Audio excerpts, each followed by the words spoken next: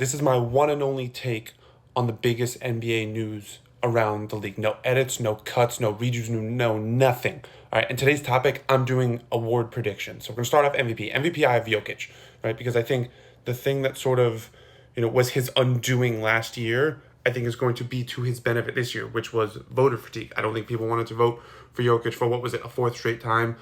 So they went with Shea, and I don't think Shea was like a wrong choice. I just do think that was a big part of it. But I think now that Shea won it last year, I think the Nuggets are going to come back. They're going to be even better than they were last season, and I think people are going to be more willing to give it to Jokic because he lost out on it last year, and because he's also still universally recognized as the best player in the world, despite not winning MVP last season.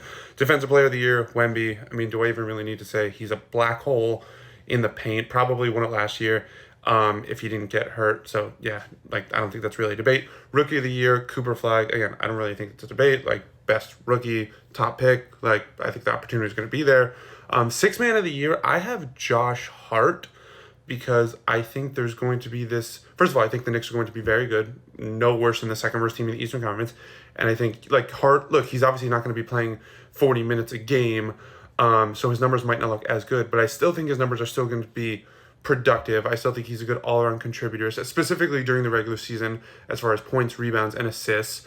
And more importantly, I think there's going to be a very big push for him, in part because, New York market. But I think there's going to be this narrative of, oh, Josh Hart, this dude who was starting playing 40-plus minutes last year, took a back seat, came off the bench, and I think people are going to want to reward him for that with the Sixth Man of the Year trophy. Most improved, I have Andrew Nembhard. I think there is a massive gap in the perimeter for the Pacers, not just Halliburton, obviously, but even TJ McConnell is going to miss time. And I think Nembhard, we've seen flashes of just how good he can be during the Pacers' last two playoff runs.